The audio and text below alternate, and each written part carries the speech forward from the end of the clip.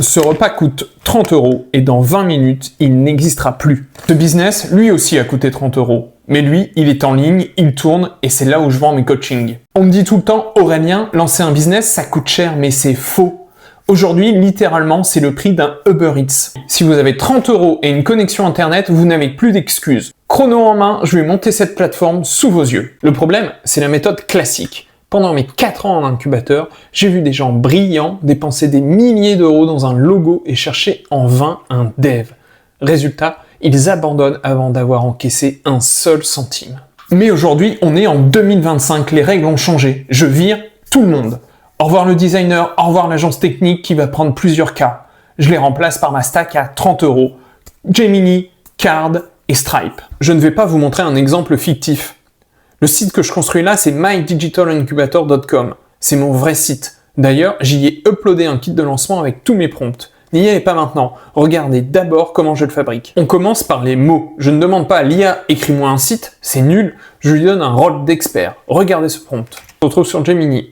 Donc on va utiliser la version 3 qui est sortie tout récemment. Donc j'étends un peu l'écran là pour voir le prompt plus en grand. Donc on lui donne un rôle, donc d'agir comme un copywriter senior spécialisé sur la rédaction de contenu à publier sur des sites web B2B.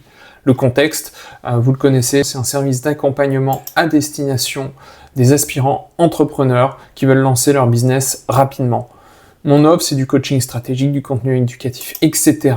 Et ta mission, donc, c'est de rédiger la section Hero selon la structure AIDA, donc avec un titre H1, un sous-titre H2, quelques bullet points, et puis un CTA, un bouton d'appel à l'action.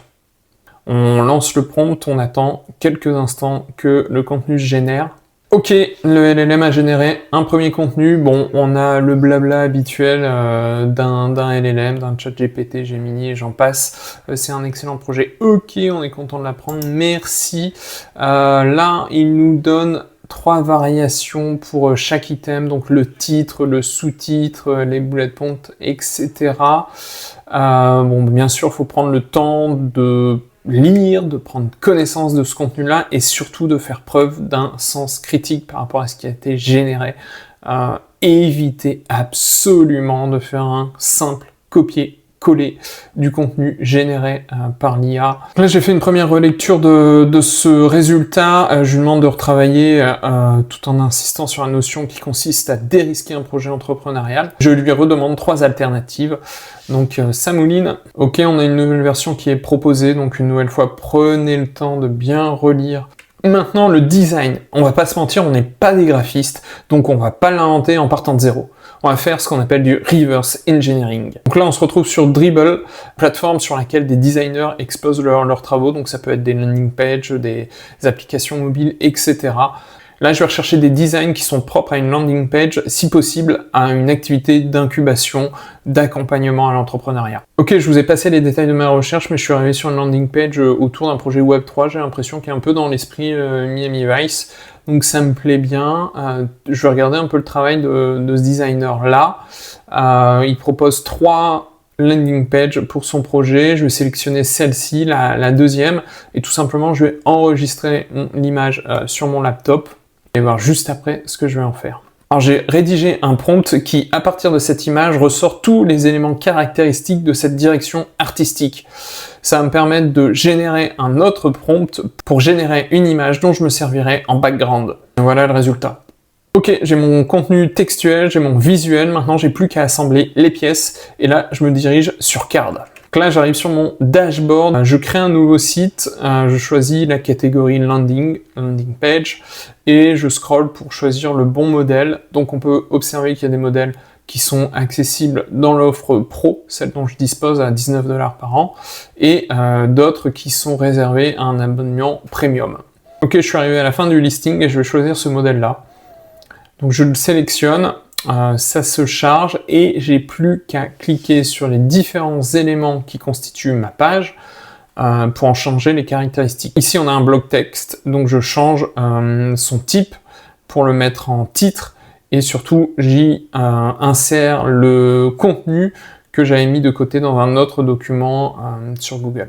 Il va falloir que je revoie un peu la largeur du cadre, la taille de la police etc.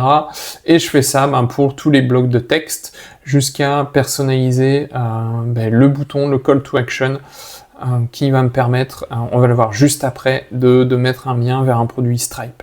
Donc maintenant que j'ai ajouté le texte et que j'ai modifié le bouton, je vais tout simplement chercher mon image de background, donc celle que j'ai enregistrée juste avant. J'ai atteint une première version de mon site web avec le texte, le visuel. Je vais le pousser en ligne, donc il va me demander d'ajouter un titre, une description et surtout un nom de domaine. Alors le nom de domaine mydigitalincubator.com, je l'ai déjà acheté il y a quelques temps et il est hébergé chez OVH. Donc il va falloir que je modifie des zones DNS. Donc il y a une petite manip technique qui va mettre à peu près 1 heure ou 2 pour se propager. Et c'est un petit peu le délai qu'il va falloir pour que le site soit online. Maintenant, je suis parti sur Stripe pour créer mon produit et surtout récupérer un lien qui sera intégré dans le bouton CTA de la page mydigitalincubator.com. Là, je crée mon produit, ok, je mets un tarif, etc. Je viens de créer le produit et là, ce qui est important de voir, c'est qu'il faut retourner sur le catalogue de produits et surtout sur la gauche dans la section Shortcut. Et c'est à partir de cette fonctionnalité-là qu'on va créer le lien à intégrer dans le bouton, dans le CTA, sur la page myincubator.com. Enfin, je retourne sur mon site web, il y a l'outil Card et j'intègre le lien Stripe dans mon bouton CTA et je push les modifications pour que ce soit en ligne. Voilà la réalité de 2025. Quelques heures de boulot, 30 € d'investissement. Ce n'est pas de la théorie, ce site existe, il est en ligne et vous pouvez aller le voir. Maintenant, je veux voir ce que vous êtes capable de faire. Allez sur le site mydigitalincubator.com.